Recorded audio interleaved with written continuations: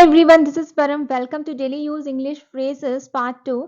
जैसे कि आपको पता है, पार्ट 1 में हमने 10 इंटरेस्टिंग फ्रेजेस सीखी थी जो हम अपनी कॉन्वर्सेशन में यूज करके उसको इंप्रेसिव बना सकते हैं। तो आज की वीडियो में हम नेक्स्ट 10 फ्रेजेस की बात करेंगे जो बहुत ही इंटरेस्टिंग है और आप भी यूज कर सकते हो अपनी कॉन्वर्सेशन में। तो चलिए शुरू करते हैं। फर्स्ट फ्रेज है guys, out of the question. Out of the question इसका मतलब होता है असंभव, नामुमकिन, मतलब इम्पॉसिबल। जब भी आपको अपनी कॉन्वर्सेशन में इम्पॉसिबल वर्ड यूज करना है तो आप यूज कर सकते हो आउट ऑफ द क्वेश्चन, मतलब असंभव। For example, it's totally out of the question to go out in this weather. ये बिल्कुल नामुमकिन है, मीन्स असंभव है, इम्पॉसिबल है इस वेदर में बाहर जाना। मे बी वेदर खराब है, बारिश हो रही है, या तो फिर बहुत ज्यादा ठंड है, गर्मी है। तो आप उस वेदर के बारे में तो नहीं बता रहे कि क्या है, बट आप बोल रहे हो कि इस वेदर में बाहर जाना, बाहर खेलना, घूमने जाना बहुत ही ज्यादा डिफिकल्ट है, मतलब असंभव है, आउट ऑफ द क्वेश्चन है। It's totally out of the question to go out in this weather. Next है, nothing is out of the question if you try. कुछ भी मुश्किल नहीं है, कुछ भी असंभव नहीं है, इम्पॉसिबल नहीं है अगर आप कोशिश करते हो। Nothing is out of the question if you try. Next है guys, high time.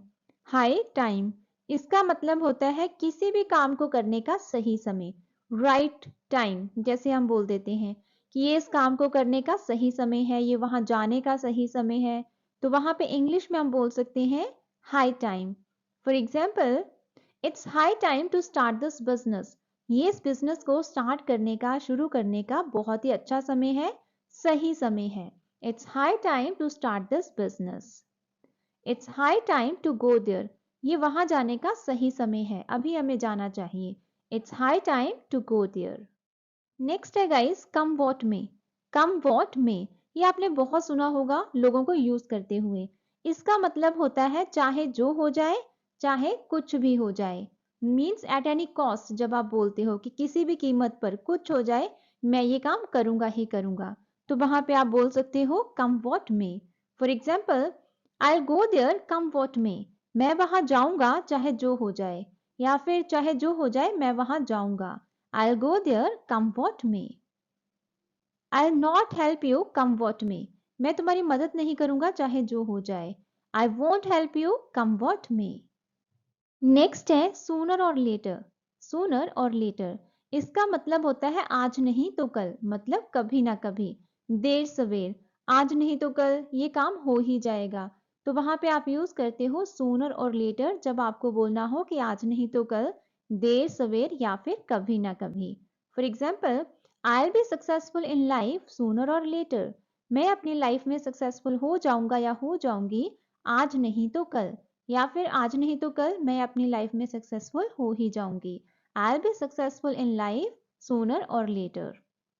I'll get to know the truth sooner or later. आज नहीं तो कल मुझे सच का पता चल ही जाएगा। I'll get to know the truth sooner or later. Next है at a glance. At a glance मतलब एक ही नजर में, देखते ही, तुरंत, उसी समय। जब आप बोलते हो कि मुझे ये चीज एक ही नजर में पसंद आ गई, मतलब देखते ही पसंद आ गई, देखी और पसंद आ गई, तो वहां पे हम यूज करते हैं eight a glens. For example, he chose this dress for his wife eight a glens. उसने ड्रेस अपनी वाइफ के लिए एक ही नजर में पिक कर ली, एक ही नजर में सिलेक्ट कर ली। He chose this dress for his wife at a glance. She got to know at a glance that I was lying. उसने एक ही बार में, एक ही नजर में पकड़ लिया या जान लिया कि मैं झूठ बोल रहा था। She got to know at a glance that I was lying. Next है all of a sudden.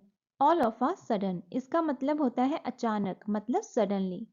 Suddenly word तो आप अपनी कॉन्वर्सेशन में बहुत यूज करते होंगे, but all of a sudden ये एक ईडियम है, तो आज से आप ये भी यूज कर सकते हो in order to make your conversation impressive. For example, all of a sudden I recognised her in the crowd. Suddenly मतलब अचानक मैंने उसे रिकॉग्नाइज कर लिया, पहचान लिया, क्राउड में, भीड़ में। All of a sudden I recognised her in the crowd. All of a sudden the lights went out. Suddenly मतलब अचानक लाइट्स बंद हो गई। All of a sudden the lights went out. Next है इंस्टेड ऑफ। इंस्टेड ऑफ, इसका मतलब होता है के बजाय या फिर की बजाय। अकॉर्डिंग टू सिचुएशन आप यूज कर सकते हो instead of. For example, we should eat healthy food instead of fast food. हमें हेल्दी खाना खाना चाहिए फास्ट फूड खाने की बजाय, या फिर फास्ट फूड खाने की बजाय हमें हेल्दी खाना खाना चाहिए। तो आप बोल सकते हो we should eat healthy food instead of fast food. We should call her here instead of going there. वहां जाने की बजाय हमें उसे यहाँ बुला लेना चाहिए, या फिर तुम्हें उसे यहाँ बुला लेना चाहिए वहां जाने की बजाय। You should call her here instead of going there. Next है guys, to beat the air. To beat the air, इसका मतलब होता है बेकार की कोशिश करना। किसी काम को करने के लिए बेकार की कोशिश करना, तो वहां पे आप बोलते हो to beat the air. For example, he is beating the air to get it done. वो इस काम को करवाने के लिए बेकार की कोशिश कर रहा है। He is beating the air to get it done. I think you are beating the air to get this job. मुझे लगता है कि तुम इस जॉब को पाने के लिए बेकार में कोशिश कर रहे हो। I think you are beating the air to get this job. Next है turn a deaf ear to. Turn a deaf ear to मतलब अनसुना करना।